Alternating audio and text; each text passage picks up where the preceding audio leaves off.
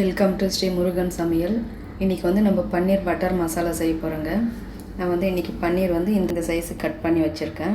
இப்போ வாங்க அது எப்படி செய்யறதுன்னு பார்க்கலாம். இப்போ ஒரு அரை ஸ்பூன் அளவுக்கு தனி மிளகாத்தூள் எடுத்துக்கிறோங்க. அதை இதோட சேர்த்துக்கலாம். காஷ்மீரி மிளகாத்தூள் ஒரு 1/4 டேபிள் ஸ்பூன் அளவுக்கு சால்ட் எடுத்துக்கலாம். ஒரு பிஞ்ச் அளவுக்கு மஞ்சத்தூள் சேர்த்துக்கலாங்க. இப்போ இது எல்லாமே இப்படி கலந்துக்கலாம். பார்த்திங்கன்னா இது எல்லாமே நல்லா கலந்துட்டோம். கொஞ்சம் பட்டர் சேர்த்துக்கலாங்க.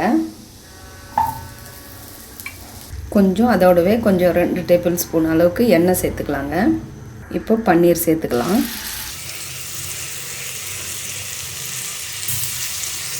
இப்போ எல்லா பன்னீரும் சேர்த்துட்டோம். அப்படியே கொஞ்சம் வறுத்துக்கலாங்க. இதை அப்படியே திருப்பி விட்டுக்கலாங்க.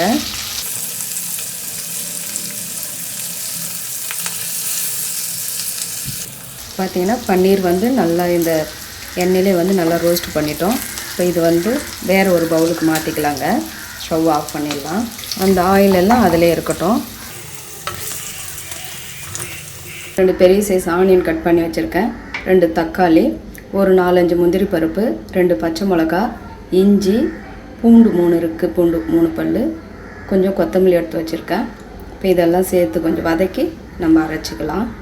நம்ம ஏற்கனவே பன்னீர் வறுத்த அதே பேனில் அதிலே கொஞ்சம் ஆயில் இருந்தது இல்லைங்களா, அதிலே வந்து இப்போ இதெல்லாம் சேர்த்து நம்ம வறுத்துக்கலாம்.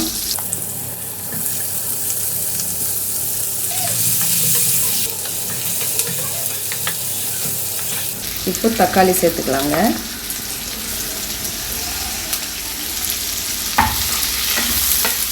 தக்காளி வந்து கொஞ்சம் நல்லா சாஃப்டாக வதங்கணும். பூண்டு சேர்த்துக்கலாங்க. 2 துண்டு இஞ்சி, ஒரு 4-5 முந்திரி பருப்பு, இதெல்லாம் இதோடு சேர்த்து கொஞ்சம் நல்லா கலந்துக்கலாம். வந்து ஒரு 2 நிமிஷம் மூடி போட்டுக்கலாங்க. ஓப்பன் பண்ணிடலாம்.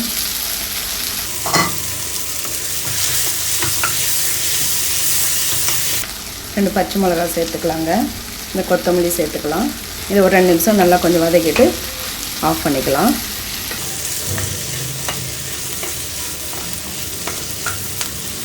இப்போ இந்த அளவுக்கு நல்லா கொஞ்சம் வதங்கிடுச்சுங்க.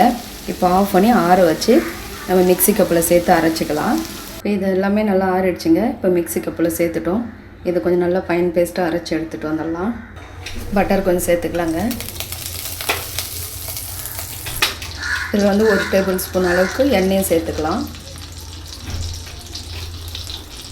இதில் வந்து பார்த்திங்கன்னா பட்டை, லவங்கம், ஏலக்காய் இருக்குது.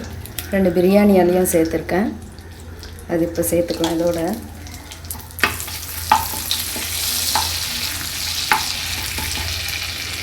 ஒரு சின்ன சைஸ் ஆனியன் 2 எடுத்து கட் பண்ணி வச்சுருக்கேங்க, சேர்த்துக்கலாம். இப்போ கொஞ்சம் இது நல்லா வதங்கணும். கொஞ்சம் லைட்டாக மட்டும் இஞ்சி பூண்டு பேஸ்ட்டு சேர்த்துக்கலாங்க. ஒரு அரை ஸ்பூன். கொஞ்சம் கருவேப்பிலை சேர்த்துக்கலாங்க. இதெல்லாம் சேர்த்து கொஞ்சம் பச்சை வாசனை போகிற அளவுக்கு நல்லா கொஞ்சம் வதக்கி விட்டுக்கலாம். நல்லா ஆனியன் நல்லா வதங்கிடுச்சிங்க. அரைச்சி வச்சுருக்க இந்த பேஸ்ட்டு சேர்த்துக்கலாம். இதை நல்லா கொஞ்சம் நல்லா கலந்து விட்டுக்கலாங்க. ஒரு 5 நிமிஷம் இது நல்லா கொஞ்சம் வதங்கணும். கொஞ்சம் காஷ்மீரி மிளகாத்தூள் சேர்த்துக்கலாங்க. 1 ஸ்பூன் அளவுக்கு. கொஞ்சம் கரம் மசாலா சேர்த்துக்கலாம். 1 ஸ்பூன் அளவுக்கு மல்லித்தூள் கொஞ்சம் சேர்த்துக்கலாம். இது எல்லாமே சேர்த்து நல்லா கொஞ்சம் கலந்து விட்டுக்கலாங்க. கொஞ்சம் தண்ணி சேர்த்துக்கலாங்க. இன்னும் கொஞ்சம் தண்ணி சேர்த்துக்கலாங்க. இப்போ இந்த அளவுக்கு நம்ம தண்ணி சேர்த்துருக்குங்க. இப்போ இது வந்து ஒரு 5 நிமிஷம் மூடி போட்டு விட்டுக்கலாம். இது நல்லா கொஞ்சம் கொதிக்கட்டும்.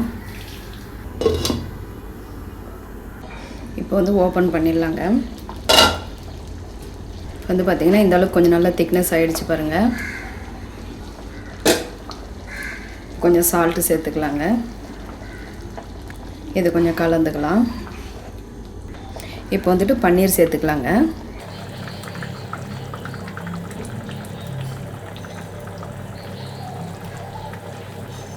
இப்போ இது வந்து இப்போ மூடி போட வேண்டாம். இப்போ கொஞ்சம் கலந்து விட்டு அப்படியே சுழு அடுப்புலேயே திரும்ப ஒரு 2 நிமிஷம் அப்படியே இருக்கட்டும்ங்க.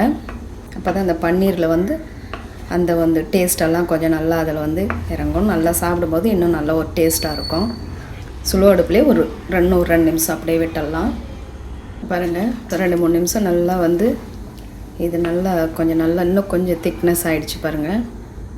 நல்லா சூப்பராக பன்னீர் பட்டர் மசாலா ரெடி ஆகிடுச்சு. இது வந்து சப்பாத்தி, நான் இதுக்கெல்லாமே வந்து நல்லா சூப்பராக இருக்குங்க.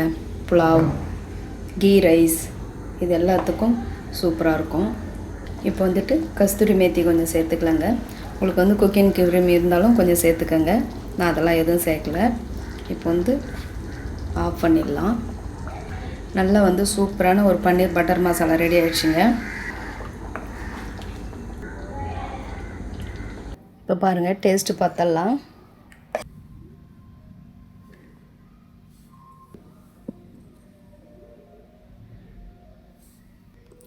நல்லா பன்னீர் பட்டர் மசாலா சூப்பராக இருக்குங்க.